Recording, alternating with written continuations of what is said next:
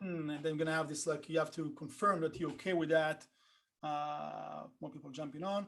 Awesome. So thanks for joining our monthly mastermind. Even though it feels like we have a few more masterminds every month now, there's a lot of good stuff happening. And super excited to have this session today with amazing people, great minds, great experiences, amazing background stories. So quick kind of walk around the virtual room. We're missing one, so she's going to join in a second. But ladies first, Lior, I apologize. We have Kathrin Rein, KW Miami, one of the top producers nationwide, not just in Miami. Kathrin, good to have you. Hey, great to be on here. Thank you for having me. And give us a bit, about yourself, a bit of background, your kind of story in a nutshell. Sure.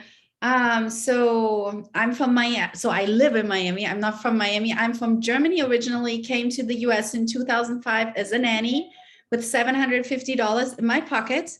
Somehow stumbled into real estate in 2011. Somebody told me that I might be good at it, was never on my radar. Started selling, got successful really quickly. And now I'm a solo agent. I did last year 47 million in volume. And I am also an avid investor. I own 15 properties, and probably talking about investing and building wealth through owning real estate is one of my favorite topics. I love that. Thank you for sharing. That's I bet it was an amazing journey overall, right? Coming from a different country and building wealth through real estate. Yeah, I lived in LA. Like I told you earlier, I used to be a stand-up comedian. I was in the improv and comedy store. So that's where I'm coming from. Okay, the last 5 minutes are yours. We're going to have some prime time. Yeah, right. All right, Kathrin Rein, thank you. And we have Lior. Lior is a local lender here in Los Angeles, and he's also many years investor and a podcaster. Lior. Yeah, I think that's a new title for me. I'm not used to the whole podcaster title. That happened by accident. But first of all, can you guys hear me okay? Yeah. Perfect. Well, first of all, I want to thank you for giving me the opportunity to come and join this mastermind session. You and I go way back, so thank you for that. Similar to Kathrin, I came here from another country when I was 14, and at around 18, I already got into lending because that's what everybody was doing in 2003 and 4. People left being doctors and lawyers to become lenders because they were making more money doing that. So I've been in the lending business for about 20 years now, and over the last 7 to 8 years, I've been heavily investing into real estate and joining a lot of different organizations. The podcast came as an accident because of COVID. A buddy of mine, Chuck, who's my co-host, and myself decided, we constantly bring these top producer, and we have access to all of these successful business people in real estate, and we bring them to all these other organizations. But when COVID hit and everything shut down, we said, why not use that same access and bring them to our own people? And so we started this thing for fun. 2 years later, it started becoming a little bit more serious. We started getting called to do live podcasts at investor clubs and other places, and that's where we are now. Yeah, good. Good stuff for sure. And again, looking to hear from you also different angles about investing and what you hear and learn from so many other people very successfully, and not just what's working, also what didn't work, right? Yeah, absolutely. Lior, thank you. And we have Lindsey Iskierka. Lindsey, out of the coastal office. She's been doing this for quite some time as well. And she's running a big team, super successful team out of the Long Beach and OC area. Investor herself. Lindsey? Hi, yes, thank you, Meny. I'm Lindsey Iskierka. I've been in real estate for 7 years now. Started off as an investor first. Began with house hacking, which is a term that we have. So let me back up a little bit. If you guys are familiar with Bigger Pockets is a big real estate investing forum. David Green is the host of the Bigger Pockets podcast. That's my partner. So he has his team up in Northern California. I'm the expansion partner in Southern California. So kind of crazy. I started listening to his podcast in 2014 before he was even on the podcast himself. And now I'm his partner. So you never know what's going to happen in this little journey of real estate, and kind of similar to Kathrin, someone just told me they thought I'd be good at it. So it's kind of how I got into real estate. I never had this on my radar. It's been a total blessing. We've actually been able to have my husband retire from law enforcement because of our real estate portfolio that we have. I've just closed today actually on investment property number 5, have number 6 in contract right now. So practicing what we preach. And then I have a great team. I have a lot of the agents here on the team with me. They are my right arms, all of them. We did just over 25 million the first 8 months of us being a team, trying to build everything up. And then we just closed on 25 million so far in 2022. So I'm having a great year, and all those are pretty much buyer transactions. So if you guys are working with buyers right now, you know how hard it is. And so yeah, we love what we do. It's a blessing to help people grow and start their portfolio like I did. And we have a very investor friendly approach. And obviously I serve someone very influential in the business that I don't take lightly. So love what I do. Grateful to be here. That's awesome. And if you have issues to close buyers, talk to Lindsey. 25 first quarter. Kathrin, you mentioned in the chat that you just met David. Yeah, I just spoke with him. There was a panel with Jay Papasan that I spoke on with David. He was with me on the panel, so it was fun. I'm seeing him in an hour, so I will tell him to say hi. Awesome. Small world, yeah.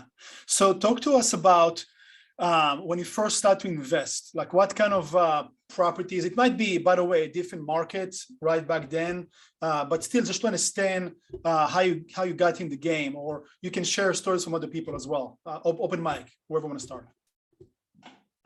Ladies first. Okay, so then I start. So I bought, the first house I bought was a house that I lived in. And then I bought the next one and kept it as a rental property. And I think this is something everybody should be doing or can do, because you get a lower down payment, you get a lower interest rate, and then you just move on. We just kept on moving from property to property and kept the old property. We sold some along the way, reused the money. But then I also want to say I always lived way below my means on each property. Like I lived until I would say 7 years ago, I already had 2 children and I lived on 1,100 square feet when I could have bought a much bigger house. All of my friends already had a much bigger house, but we kept on buying investment properties at that point versus upgrading to a bigger house. So we really put our focus on living way below our means. And then by the time we had 5 investment properties, we bought a little bit of a bigger house.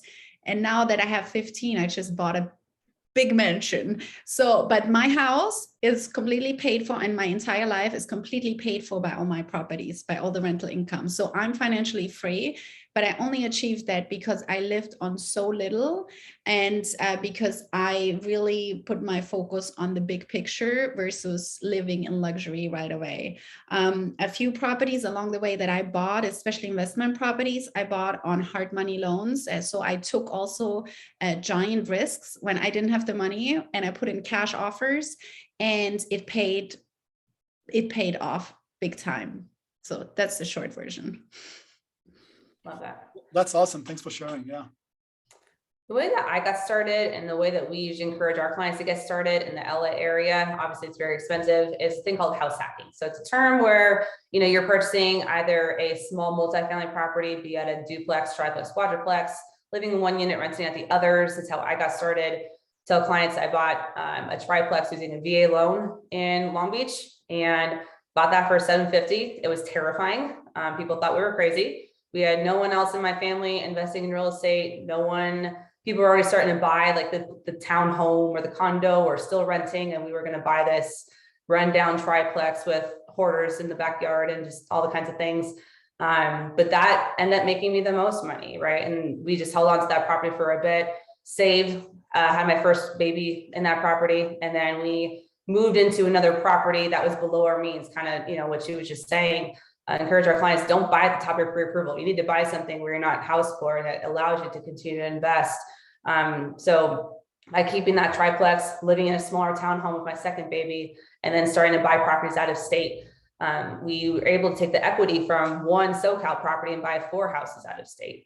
You know, so that's the leverage of investing in a more expensive competitive market, people like to have the excuse, oh, real estate investing doesn't work in so-and-so market because it's too competitive, it's too high price. And I actually beg to differ. I feel like you can scale your portfolio much quicker and more efficiently by leveraging equity in a higher price market. You just have to figure out a way to use a lower down payment loan or a no down payment loan if you're a veteran, and get into a duplex, triplex, or quadruplex, house hack it, and continue from there. We also have a lot of clients who are crushing it with short-term rentals. So short-term rentals is very popular in the Joshua Tree area, other areas that you still can do them and do them legally, do them the right way. So we help a lot of clients that as well. I'm getting to that space also. And Kathrin, answer your question. My houses are in Kansas City, Missouri, Birmingham, Alabama, Northwest Montana, and then California. Cool. Florida next, so I might be hitting you up. Okay, cool. By the way, was there a reason you picked up those out-of-state locations and not staying local? They were on our radar. We did a 1031 exchange. If you guys don't know what that is, it's an investor tactic where they defer capital gains taxes on investment properties. And so with that time frame, you have 45 days to identify what you're going to buy when you close on an investment property. You have 45 days to decide what you're going to buy with those proceeds, and all the proceeds have to go into purchasing properties. I had a newborn and a 17-month-old at the time, so really didn't have time to research a whole lot.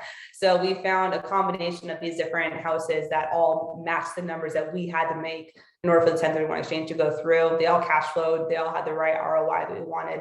So we did those, and I had my eye on Kansas City, Missouri, because I heard it was a great market and kind of did my research and I liked it. And then we had boots on the ground, if you would. We had family in that area that could guide us in terms of what were the more desirable Class A neighborhoods. So no real specific reason, it's kind of worth at the time, but they've been great investment properties for us. Good tips for sure. Lior. Yeah, very nice. First of all, thank you for your service, assuming you were in the service or married to someone. I'm the spouse, but thank you. But that's service on its own. So still worth noting. But I think, for most people, it's important to figure out the type of investing you like. There is no one size fits all. There's no right or wrong. You'll always hear investors say, oh, I don't touch that. I only do this. But you have to figure out what you enjoy, what you like. And when it comes to long-term investments, there's really two types of investments. You have your equity plays where, coastal properties like Miami, Los Angeles, New York, things like that, where you're not going to necessarily see a return on your investment per se right away, but you're betting on the fact that it's going to grow over time with equity. And that's how you're able to maximize and get cash out by refinancing or selling the property. And then you have, your states like the Alabama and Jacksonville, Florida, and places like that, where you're going to get a return on investment, sometimes north of 12, 13, 14% in many cases. And you're not going to, what's that? Where is that? 12 to 14%? I want to go there. Right. I mean, you're not far from, I invest in Jacksonville, Florida. You're going to buy a property there for $50,000, $60,000 and the rent's $950 a month. So you're going to get a very strong return. And if you were buying at the right time, I know people that bought those same properties for $18,000 when the market was, very low in 2013, 14, 15. But right now, you can still get those properties at around 50, 60,000, and the rents are anywhere from $800 to $1,000 a month. And I'm sure it's very similar in Alabama and other places. One thing, that you can do is research the data. I had on our podcast, Rick Sharga, who's the executive VP of Realty Track, and they track all of the data nationwide. And he was suggesting states like Alabama and others that will give you, and Michigan is another great one where you're going to get a great return on your investment, but don't expect 5 years down the road to double your equity. That's not likely to happen. So first, figure out the type of investor you want to be. And I love what Lindsey said with buying a 3 or a 4 unit property nowadays with the loan limits in LA. You can get up to 1.3, 1.4 million on a 4 unit property financing as conventional. So you absolutely should take advantage of that if you don't already own a property that's your primary. And I love the chat that's going on between Lindsey and Kathrin on the chat over there. Let's do some business, right? Yeah, I was just writing Lindsey. So my strategy is a little bit different than Lior's. So I personally, like everybody has their thing. I know a lot of people that have like lower rental income properties and they're doing well and they love their return. I personally don't buy anything that doesn't rent for at least $2,000 a month, and call me a snob, but I just don't like to be bothered by too many tenants. And if you have like a $2,000, that's so my threshold. Of course, sometimes I will buy like a fourplex where there's like 1 or 2 1-bedrooms that only bring $1,500-$1,600 a month. But I don't want anything that rents for like $1,000, because to chase someone for $1,000 and then the washer and dryer and the oven, the appliances still cost the same in a smaller rental. So for me, in order to make the repairs and the return, because people just look at the return, but what does stuff cost? What does an oven cost? It costs the same. So for me, my strategy is I'd like to be over $2,000 a month. And I also tend to get, and I'm not sure if I'm even allowed to say that, I tend to get better quality tenants. I will say, I'll just jump in because I agree 100%, with what you're saying, Kathrin. And, the reason I bring up all of these is because I have on our podcast a lot of investors, and usually the people that are listening are the ones that are trying to figure out, how do I get started? How do I get into it? And so you have to really figure out what you are. Personally, these properties I've owned for many, many years. I like commercial now more. I don't do as many residential properties. We're closing right now in Van Nuys next to the airport on a 20,000 square foot building. But you can't really get started that way. Those are things that you kind of grow yourself into. So I'm not really sure what the audience type is and, how we should be addressing the questions, Meny. But I think, for those that are looking to get started, first figure out what you like, and, then you can go from there and follow the ones that have already kind of paved the path ahead of us. For sure. And by the way, whoever is watching us right now, at least type on the chat, any questions you might have. Take advantage. We have a wealth of knowledge over here and great experience, very diverse experience too. So it's all legit, right?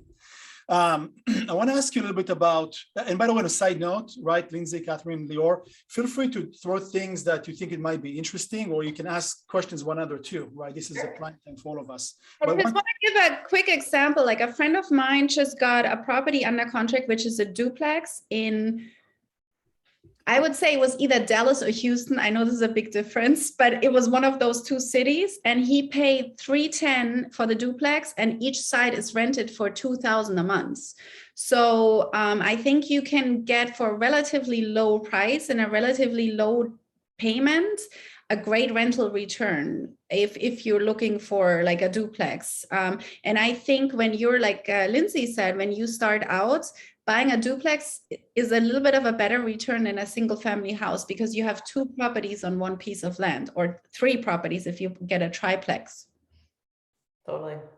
And people might go for the slower. So another thing, like too, people get started. We'll have clients come to us say, oh, it's too expensive to invest in California or wherever. I'm going to buy a house in Indianapolis. I'm going to get something that is $100,000. It's going to rent out for $900 a month or $1,000 a month, because that feels safe, right? I think some people assume lower cost real estate is safer. They can take their 3.5% down payment and buy a primary home, start building equity here, or they can become an investor and purchase out of state. But like Kathrin said, I've had, repairs that I had an $18,000 mold remediation.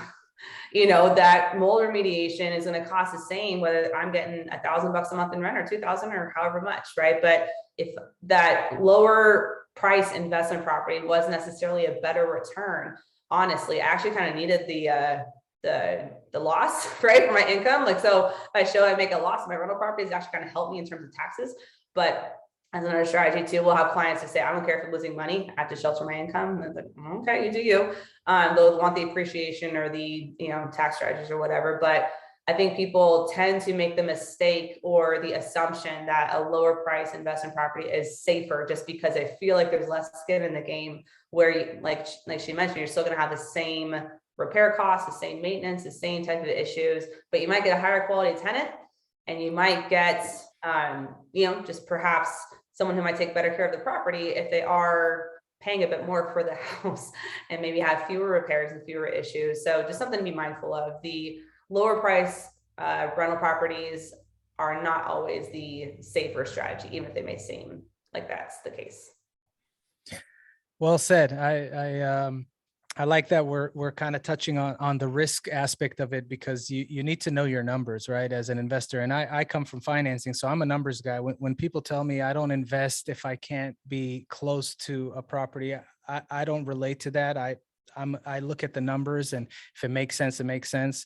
One of my best investments was a strip mall in Ohio that I bought through an auction. I was able to buy it at a 15% cap rate. And for those of you who don't know what a cap rate is, it's basically just the valuation of the property based on the net operating income, not taking into consideration mortgages and things like that. So when analyzing a property like that, we have to see, what is the worst case scenario? What is holding that property up? And if you're betting on only one thing on a commercial property, one tenant to hold the property, and that tenant, doesn't pay, COVID hits, or anything all of a sudden comes out of left field that you didn't take into consideration, it's very easy to get into a situation where you're not going to be able to sustain that property and hold it. So having that kind of analysis ahead of time and understanding what is the risk associated and what are the expenses, and can you hold yourself over for X amount of months, assuming you're not going to get the rents that you're expecting, is crucial and very important. Yeah. Just to address, if I can, Emilio's question asking about, I think was it you about the book? Yeah. So he's reading David Green's book right now, the Burr Method, right? So if you guys are looking for like kind of more creative way to invest in real estate, or if you do have someone who has like cash or can, the Bur Method is something that's really kind of popular among newer investors or investors in general. And it's basically, it's an acronym for buy, renovate, rent, refinance, repeat. So basically you buy a property at a discount, ideally using cash or some sort of a, hard money lender or something like that. You renovate it, add value to the property, and maybe add bedrooms or do whatever you want to do to it, add value to the property. And then you get renters in there, and then you refinance, pull your capital out of it. Now that you've added value to it, then you can take that same capital and reinvest it into something else. So a really popular strategy. It's going to look different based upon what market you're in, based upon the kind of property, based upon the condition in which you bought it in, what the market's doing, all the things. So a Burr in, some area in, I don't know, where I own property like in Alabama is going to look very different than a Burr kind of situation in California. But you're just looking for ways to add value to the property, pull out the capital that you invested into the house, and then reinvest it in another property. So just kind of recycling your capital, if you would. But super popular book, and that's a great way to have like an investor mindset and ways of how to add value to the property. And just when you're starting clients also, there's a lot of good golden nuggets in there for you to share with clients and how they can add value to their properties. People are always knowing, how can I get the most for my house, or what can I do here? And so there are a lot of good tips in there on how you can advise even just retail buyers on how that they can add value to their own properties to get the most highest valuation for them. I think it's so important to also always see real estate as a leverageable tool, because sometimes in my life I sold properties because I wanted to take the money, the equity, and reinvest it. And I wish I had just held onto the properties and found a way of pulling capital out. I'm very German, so I like equity, and I don't like to pull money out of. Most of my properties have at least 50% equity or more, but I should just, have taken some equity out, because I sold a few properties that I should really have kept. So that was one of my biggest mistakes that I did in that process. But what I wanted to say, I think when you start out, or when you want to start investing, I think since we're all real estate agents and we sometimes forget, and a lot of people get overwhelmed looking at investment properties and overanalyze and have analysis paralysis, I think the easiest way to get started on investing is consider each listing appointment as an opportunity to buy the listing, because so many times we as agents are focused on getting the most amount of money for the seller, you will be surprised how many times a seller is not looking for the most money. They are looking for convenience, or they have a certain timeline. So we need to get over ourselves and adjust our mindset. I go now to listing appointments and I ask the seller, the first question I always ask, what's more important to you, money or convenience? And so many times, especially, and I don't want to put people in drawers, but when it's a single guy, many times all they want is convenience. And I've bought a few of my listings. I need to buy more now, because so many times people don't want the most money. They don't want to have 100 people walk through their house just to get $10,000 more. And it's a great opportunity for you to snatch the listing. You can always tell them, listen, this is what my investment company is willing to offer, and there's no commission, nothing, and I'll buy the listing, or we put it on the market and we will get more. But this is what I can offer you now, headache free. And a lot of people will take that. That's an incredible tip. I would even make sure to highlight that, because the smart agents that know what they're doing and that have investor partners, that is one of their main strategies to picking up real estate. Right. Yeah, especially in today's market. Trading the legal way, right? I mean, you're sitting at the source if you don't utilize that. We're all, for years, I was just hunting those, and I call it the stupid 3%. Like 3% is nothing on a deal. If you can make like triple the money, if you do it smart, you can flip it, you can wholesale it, you can hold on to it, you can do so many things with real estate, and all we focus on is the stupid 3%. Like I tell agents in my office, if they bring me a deal before it hits the market, I don't even want a commission. Keep all the commission, get me the deal, and it works. Don't focus on the stupid 3%. No, you bring up a good just mindset in general regarding real estate, right? So I think people who are getting into real estate investing, like they always want to know, like, well, that wholesaler, that investor, that person's making some, I don't care if they make money. I want everyone to make money. If I'm gonna make money on the deal, it's all I care about, right? So if you did your job and you brought the deal or you sourced it, cool, girl, you make that $50,000 wholesale fee. I don't care. You make your thing. If it's a deal for me, it has to be one for everybody. So I think a lot of people get into investing assuming they have to be this intense negotiator, and like nickel and diming and just really kind of back and forth at the table, which is not the case. It's a relationship-based business. People have to know, like, and trust you. They have to want to work with you. You have to find it to be a win-win for everybody. And don't be focused on what other people are making. Like, focus on what you will make. If it's a deal for you and the other person wins, great. That person's going to bring you more in the process. And as real estate agents, you'll have access to off-market deals. You're going to have access to more, pre-market things and just different avenues for both your own investing plus your clients, which is that edge that everyone's kind of looking for. But I don't think enough newer investors or newer agents take enough time to build the relationships needed to get your foot in the door with those kinds of opportunities, right? You can't just say, oh, it's like a client coming to us and saying, I want your off-market properties. Well, those are kind of exclusive for my people who have performed that I know can close, that I have a relationship with, because I got a relationship with these people who are providing off-market deals, right? I'm either going to buy it or I'm going to give it to one of my clients that I know can actually close and perform on it. Because if not, that makes me look bad. Who's this person just come in and want access to some stuff, right? So we have to work on really making ourselves the best business person and the best investor and the best person to work with, to make sure that we can develop trust and credibility among people in the industry, develop a reputation for ourselves, and then really make it so that, it's a win-win for everybody versus just what's in it for me. What's in it for me? It has to be, for the seller that's at the table, if it is better for you to bring in a cash buyer and kind of double lend it in a way. I've done some of my listings where it's the person passed away and they've got to take out a whole bunch of stuff. And I'm like, listen, if I put this in the market for you, you're probably going to get offers around 600, maybe 650, but then you owe me a commission. You owe that agent a commission. You owe all these people more fees. Why don't I get 3 cash buyers in here and they will give their opportunity. They'll give their offer. It'll be very fair. Also make sure you're protected, right? So you have me. It's going to, save you money. If you get an offer for this, that's cash. That's actually really, really good. You're going to net more in the long run. And here's why. They're going to take it, and show it to them. And then they have all their options as a listing agent, like Kathrin was saying. You have more guides and resources to give to your clients versus the other agent they're interviewing that's asking, for just the commission and just going to list it. You have a lot more ways and tools to get to service those clients and actually build yourself in this community. So I think you bring up a really good mindset where I just want to highlight that, like, you have to make it a win-win for everybody and just not try to be such a heavy negotiator where you kind of kill the deal because no one wants to work with you anymore.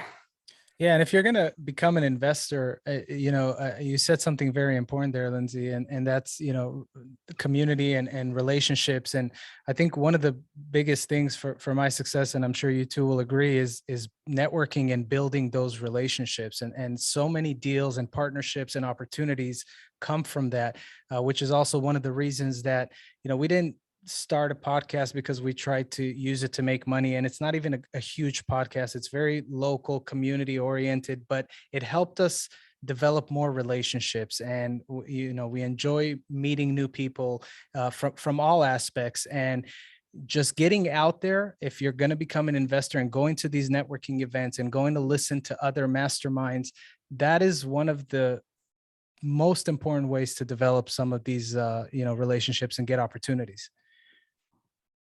And I mean, one more thing, by the way, remember, whoever's watching us as well, as agents, we are the gatekeepers, right? For the inventory, pretty much. So I like what, three of you said about that. And also, if you approach the deal to begin with, or the listing or what have you, as an investor, it makes you a much better, it wasn't me, by the way, screaming. It makes you a much better advisor, agent, realtor to your client, right? Yeah, I think that a lot of my clients really appreciate that I own a lot of properties, and they just know I know my stuff. I know how to fix things. I know what things cost. The AC is old. I'm like, okay, that's going to cost you that much. I have the contract. I have this. I have that. People are like, oh my God, you really know your stuff, because I own a lot of properties. And I tell them, I think that when every client I take in, and I do consultations with all my clients over Zoom, I don't work with anyone unless they sign me an exclusive agreement. Like Lindsey said, when I have an investor that asks me for off-market deals, I only work with them if they're exclusive, because otherwise there's a turn for someone else. Oh, send me if you have a deal. Well, trust me, if it's a deal, I'll buy it, or one of my exclusive clients gets it, not you. And I only sell the good listings that are off market to people that after flipping them will use me again. I put that in the contract, because I'm not giving you the property and then you list it with your cousin. Okay, that's not going to happen. But where did I want to go with this? I totally got like a sidetrack. About you being Yeah. On the conversation I have with the clients, I tell them right away that I own all those properties. I don't say it to brag. I want to inspire people. I want to inspire people because I have a lot of friends that are attorneys, that are lawyers, that are doctors, even financial advisors, and all they own is their primary home. And I just feel you're making all this money and have it in the stock market, but you own no real estate. Like, how much more should I explain to you how beneficial it is to own real estate? Or they have wealthy parents and they buy their kids a prepaid college plan versus just buy them a house, rent it until they're 21. And once they go to college, they can either continue renting it or sell it, and that pays for college. And it just makes me sometimes so angry that they don't understand how this real estate works. I want to grab them by the shoulders and shake them, right? So I have a lot of friends and acquaintances that make a lot of money and they don't invest. So I want to inspire them, and I keep like teasing them, and I say, hey, listen, the house that I just moved to is completely paid for I don't need to work anymore. And they're like, yeah, Kathrin, rub it in. No, I don't want to rub it in. I want to inspire you, because real estate is really easy and anybody should be doing it. Mm-hmm. Very few people are willing to make the sacrifices to even get their foot in the door, though, right? They're unwilling perhaps to live below their means. They're unwilling to cancel their cable subscription or, whatever, and read versus do this. So getting started, like, I love that. I don't know if it's Warren Buffett or someone says basically the first million is the hardest. Yeah. Right? Becoming a millionaire is the hardest milestone. But then once you get to there, almost like 2 million is almost inevitable. right? So a lot of people are not really willing to do what it takes to get to that point. They just have the either self-limiting belief or behavioral, patterns of spending or, purchasing at the top of their pre-approval amount. That drives me nuts, especially this market. I'm like, what are you doing? It's really hard to convince people, especially in their very, kind of LA type of market, like, hey, buy the house that's below your means. Don't get this investment property. It's going to give you $200 or $300 a month in rent. If you're paying $3,500 in rental income, if you're paying $3,500 in rent down here, what's the point? You're investing, sure, but you're actually not really generating wealth to you. That rental income, that cash flow that you're getting is just paying your rent increase next year. Like, it's not, so really trying to get people on the hook of actually building equity and getting started is some of the hardest, I think, barriers for newer investors and everything to get it. Not many people are willing to make the sacrifice to get to where they need to be able to invest and do it successfully. And I think in addition, the first 2 years, no Starbucks. And I'm not kidding. I had no Starbucks, no vacation, nothing. I saw all my friends vacationing and living the glorious life. Mm-hmm. I bought a triplex instead of taking a honeymoon, kind of same thing. I'm like, do you want Fiji or do you want passive income? What do you want? Like, it's kind of what we. I didn't even have a wedding. It was 3 people at my wedding. One, that was before my daughter was born, my husband, me, and the notary. That's it. There you go. Lior, I didn't mean to cut you off. What were you saying? No, you didn't cut me off. I just wanted to add to that because, it definitely sacrifice is required. But I think even more than that, people are just afraid, right? And until you've done your first deal, you'll find every reason in the book why you shouldn't do it. And you'll look at all of the negatives that can come out of, because it's a huge risk, obviously, and you're investing a lot of money. And sometimes you're borrowing from people to be able to invest. Yeah. But you just need to get out there and do it, because once you've done it and you've gone through those fears, then you become an investor. Then you become professional in the sense where you see an opportunity, you execute on it. And I'm sure you two, Kathrin and Lindsey, when you see an opportunity, you don't waste any time. You jump on it right away. And that comes from the experience, from having done it so many times. I think what is crucial to remember is if you don't risk, you don't have rewards. And anything that's safe, anybody can do it. So be different than anybody else, because otherwise, if it was so easy, everybody would do it. So you really have to be willing to take a risk. Some of my really best investments was that one time I bought a commercial space. It was on the market for like a little bit over 500.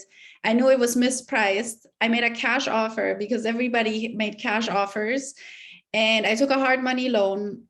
That property now is worth 4 years later. I bought it for $480. It's worth 1.7. I have it rented for $6,500 a month. My mortgage is like $1,900, so it cash flows heavily. It's a triple net lease, so I don't even pay any taxes or any maintenance. Yeah. And Starbucks just made me an offer to rent it for me for $13,000 a month, but I have a tenant in there. And that property I bought on a hard money loan cost me, I don't remember how much it cost me. I think it was $25,000. I refinanced it 4 months later, and 4 months later, it appraised for 50% more. So sometimes you have to be willing to take the risk, because I didn't have the money to buy this. I mean, look at this. You went ahead and sacrificed Starbucks for 3 years, and now they came and made you an offer. Yeah, exactly. Isn't that funny? And then another property I bought last year, I like to always give examples so people see the numbers, right?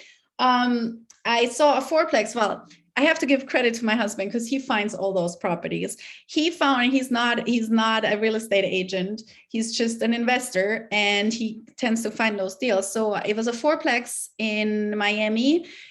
He found it was $820. It was already under contract. We put in a backup offer. It was a for sale by owner. Somebody paid a flat rate commission fee, right? One of those. We made a backup offer for $800 and made the guy sign. First offer backed out, did an inspection, got a $50,000 credit at closing. And it was owner occupied. So I had no idea how much this will rent for. And I had sent this to clients, and everybody said the numbers don't make sense.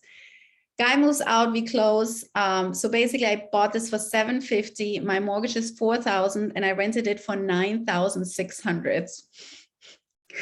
I make over $5,000 profit. So my cash on cash return So basically, to explain cash on cash return, so I always calculate how quickly do I get my money back that I put in, right? And I put like $150,000 to buy this property.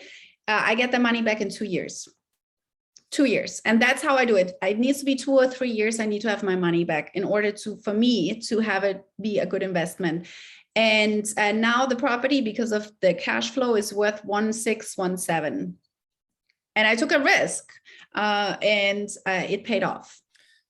Anytime you buy real estate, you're taking a risk, but I think that those become more manageable as you become a little more comfortable with doing these types of investments. And at the end of the day, you know, when you're first getting started, you have the most fear, but you technically have the least amount of risk, because you're either buying a property, like you guys were saying in the beginning, a 3-unit that you're going to live in it with very little money down, 3.5%, or a VA loan with no money down, or you're borrowing from a hard money lender or from friends and family to invest with you. So you have the least amount of risk when you're first starting, but yet you have the most fear. So I think at the end of the day, when you do get your first property and you start seeing the return on the cash flow that you're putting into it, that's really when you start becoming a little bit more experienced and comfortable. Yeah. And expect to have bumps in the road, right? I think people kind of hope and pray for just smooth, easy, no issues, no obstacles to run into, but each obstacle, each trial and every properties makes you a better investor, right? You learn, I say you're paying tuition in a way. You're getting school of hard knocks and learning it. People are like, oh, how do I learn, or how do I get started? Well, get started by buying something. Like really, you got to buy something.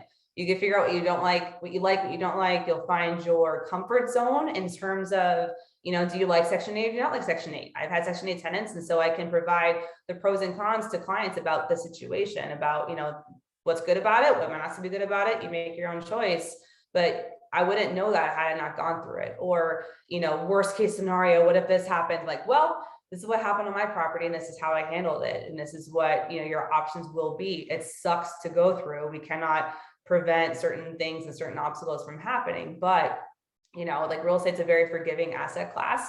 As long as you buy a decent home, it's appreciating over time, and your mortgage getting paid. The bank takes most of the risk, they're financing most of the loan for you, and you have someone else paying down your mortgage and building equity and building net worth for you. You're going to have some issues along the way, but I think just having clear expectations about what is a big deal, what's not a big deal, getting in the game and being able to mitigate risk as much as possible, but also just knowing that you're going to run into issues, and each one will make you a better investor, and you'll feel more prepared to grow your portfolio as it continues. So yeah. No, good stuff, Lindsey. Yeah. And talking about leverage, and Lior, I know that you have to leave in 5 minutes to pick up your girls. So before you're gonna take off, give us kind of, between the three, you can start, Lior, about kind of 101 about leveraging money. Like, let's say someone, has 1, 2, whatever, 3 properties. How do you start to play the game of leveraging that to keep building that wealth? Well, it depends on the timing in the market, right? Over the last 7-8 years, it's a no-brainer. Anybody investing in real estate is making money. And as the equity is appreciating, you're refinancing, you're pulling the money out, or you're getting line of credit or something against the property. You're able to pull the money out and move it forward. I would actually, want to shift maybe the question and kind of ask it, because I get this question asked all the time, and I have an answer, but I would like to hear Kathrin and Lindsey. The mindset right now of beginning investors, everybody comes and says, well, I kind of missed the boat, right? The market's already at the peak, and that ship has sailed. And I'm curious, what your feedback is to either your clients or people on your team, what you tell them when they say that, because I mean, obviously it couldn't be further from the truth. It's irrelevant, but what's your feedback to that? You want to go first? Or you want me to go first? Well, You for go me, first. what I would say is like, okay, well, honestly, no, if you look at real estate from a 30-year, 40-year perspective, you have not missed the boat. You're actually, the best time to get in is when you can get in. We can't time the market, right? It's going to go up and down, and expect it to. If rates, ever do go back down, which is unlikely, but if they ever do go back down, great, we'll refi you. And, you can do that. If not, you're going to be grateful in a year that you locked in what you did. I've been in real estate for 7 years now. I know it's not very, very long, but it's been long enough to see 7 years of people assuming we're at the peak. We're at the peak, we're at the peak, we're at the peak, we're due for a correction. It has not happened. And those people who did not buy in 2015 are still renting. It would pain me to see how much they've actually spent on rent when they could have built hundreds of thousands of dollars in wealth for them and their family. So you really just have to have this strong conviction of, well, what's the alternative? Rents are going up by 14% nationwide. That's nationwide. You have no control over your rent. You have no control over, what the market's going to do. If you lock in a payment now, then we don't know what's going to happen. Honestly, it's like, I just kind of, if they feel like they missed the boat, I'll just ask them why they feel that is, where they're getting that data, because people weren't buying real estate when rates were at 3%, 2% because they thought we were at the peak. Oh, well, I'm gonna wait till prices drop. Well, why do you think prices are going to drop? Okay, this, and then, find, okay, well, if prices are going to drop because the rates are going up, do you know how that affects your payment? Do you think that that's actually a better fit for you? Show them, you can, depending upon that client and how to get through to them, you can show them the principal pay down versus interest and how much they're paying towards a loan, or you can simply say, over the course of the last 30, 40, 50, since the history that we've been tracking real estate, it goes up, right? So your rents are going to go up, but your real estate value is going to go up. And yes, what's that phrase? It's like the best time to plant a tree was 20 years ago. Second best time is today. I was just going to say one of the best, lines is when was the best time to buy real estate? And it's, 10 years ago, second best time is right now. Absolutely. Yeah. So in 5 years, you're going to be grateful you bought this house, or you're going to be thinking you missed the boat. And you probably maybe did at that point, because some people are waiting to buy until they can afford a big dream home, or they can afford something else. But the reality is that if they don't buy something now that they can afford and get their foot in the door, build equity, they can't outsave the market. And there's no asset class that performs like real estate. So if they are looking for a way to hedge inflation, if they're looking for a way to make sure their money is not devaluing, like I'll let them know personally, I have a very strong urgency to buy. Closing a property today, got the other one under contract. I'm hoping to buy at least 3 this year, because I feel like if I don't buy this year, it's going to only get worse. And I feel like I didn't miss the boat, but it wasn't the right cards for me to purchase this last year. I did renovations on my houses, but I feel the opposite. I feel like I have an urgency to buy. So I feel like you haven't missed the boat at all. You're probably gonna feel more like this in the next 6 to 12 months if you don't take action now, because we don't know what rates are going to do. We need them. Plus all the money that you're paying each month towards your mortgage is equity that you're building. So, over the last couple of years, and this is what I tell people when they ask me this question, if you have, even if the market did go down, right? If you're planning on buying to sell within the next year, then yeah, maybe you should take some consideration and have some kind of an exit strategy. But if you're buying long-term, who cares? Yeah, right. Equity is vapor until you actually need to use it. And long-term, even if we look at the meltdown in 2008, anybody that survived that meltdown has not only gained the equity over time, but also has paid down.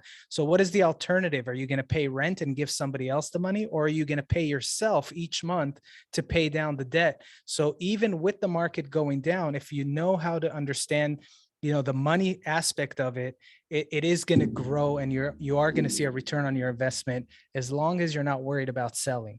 And my personal belief is never sell your real estate. Only sell if you absolutely have to and you have no other choice, but never sell your real estate. And as long as you think that way, there's never a wrong time to buy. Yeah, really well said. So I would tell them real estate is a long-term game. And gain. And every property that I bought, I wasn't sure if it's the right time, but I still bought it. You can buy a great property in any market. And I always refer to my deals. I never thought this was like a deal. And they all ended up being a deal, because any issue you have with value will be solved by time. I just remembered that I had a $10 million listing on the water about 6 years ago, and it was overpriced. Back then it was worth $6 million. We got offers for $6 million. My seller didn't take it. He still owns it, and now it's worth $25 million. So the guy that made the offer for 6, if he had bought it for 10 million, he would have overpaid 6 years ago, but now it would be worth 25 million. So don't focus so much just on getting a deal. I'm not saying you should overpay because it's important to buy right. But if it's a great property that you know will appreciate, it is okay to pay market value or a little bit above. I know we real estate agents, we don't like to buy properties at market value, and I totally get it. But you can find a great buy in any market. So I bought 5 houses in the middle of a pandemic in the mountains of Georgia, in the mountains, in the woods. And it was a huge risk because who was going on vacation and renting an Airbnb? I saw the opportunity, I bought them. They doubled all in value. Who knew? So there's opportunity in any market. Was that in Blue Ridge? Yeah. Yeah, I'm looking over there too. I think what we're dealing with here too is a real problem in terms of just, and this is probably a whole other mastermind topic, but just a lack of financial understanding and literacy among people, right? They understand a very, very surface level understanding of how money works, how the market works. And so a lot of times we're having these conversations, we're trying to combat against financial illiteracy because it's not taught, right? Someone has to go out and seek this information. It's available, but they have to seek it. It's not common knowledge. It's not really ways to, you don't hear about the stuff that we're talking about in schools or in mainstream, and I feel like part of that's on purpose, right? But people have to be intentional about seeking out this type of education. So if someone does feel like, oh, I missed the boat, or real estate's too expensive, or it's overpriced, or the market's going to go down because of this, it's like, well, not really. And so it's really hard to try and shift that mindset, that perspective. And so we have to do it very gently as professionals and just really trying to share examples and perspective, right? Like I love the chart. I share it with my agents, and Stacy, who's one of my agents on here, she shared on her social media. But it's a really powerful chart where you see like interest rates. Everyone is thinking about interest rates right now. So you see like interest rates the last 2 years like go down and down, and then like shoot up, like, oh my gosh, what's happening? Then you take that and you expand it over the last 30 years, and you see where rates were at 18%, 10% on average.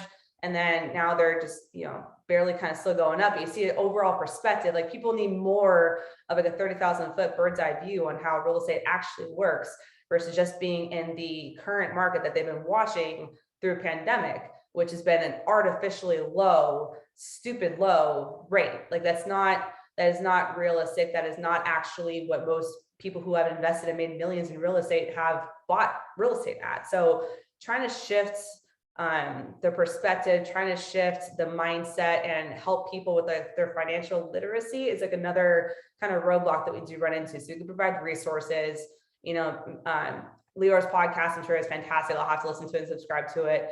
Bigger Pockets is a fantastic resource for this kind of stuff. But just people have to be willing to be open to a different perspective where they don't feel like we're trying to sell them an investment they shouldn't buy, when we're really just trying to change some people's understanding of finances and how the market actually works, which could be challenging. But if we're good at it, we can help some people at least. It can change their lives. It can change their life, 100%. So and true. I don't know how you feel about that, but I feel some people that they self-sabotage. They because the interest rates go up, they're like, oh, now the interest rates went up.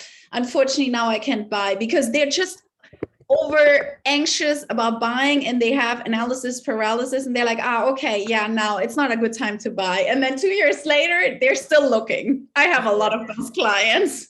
I always say that, ignorance is the biggest enemy for sure, right? So if you don't ask, you don't seek to understand, you don't learn, you're never gonna grow from that. Number one. Number two, if you do end up overpaying for something, in real estate, the way I see it, it's like you basically upfronting your equity.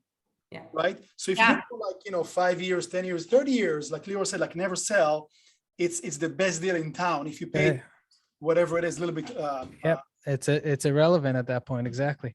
All right, guys, I got to jump out. Kathrin, Lindsey, Meny, thank you so much. I'm humbled to speak here with you guys. So thank you very much. Nice to meet you all. Thank you, Lior. Fun and see you. Rubbing Elbows podcast, a local lender. I think we can sum up with that because we can keep chatting. I did put on the chat as well, in addition, the link to our YouTube channel, KW Shares. Subscribe over there because we're gonna publish this mastermind. You can go back to 2018. We used Blue Jeans before Zoom was around as well to do those kind of engagements and masterminds and whatever. So go there and learn a lot. Kathrin Rein, KW Miami, can't thank you enough for that beautiful, amazing attitude and inspiration and sharing, be very humble and very successful and be here today with us. My pleasure. It was fun. Yeah, and Lindsey, our superstar coastal agent, thank you for being an amazing leader and for sharing, your insight and experience and leading so many agents successfully. Look at you guys, 25 mil the first quarter. It's just unbelievable. Thank you. Couldn't do it without my team. For sure. So feel free, Lindsey, Kathrin, I'm going to send you I'll do a text introduction between the two of you. So you're going to have that. I already have her on. She already sent it to me. You're too late. We're best friends already. It's fine. Done deal. That's awesome.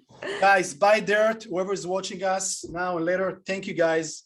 Keep it up and let's make it another successful year. Thank you, Awesome. Meny. Bye.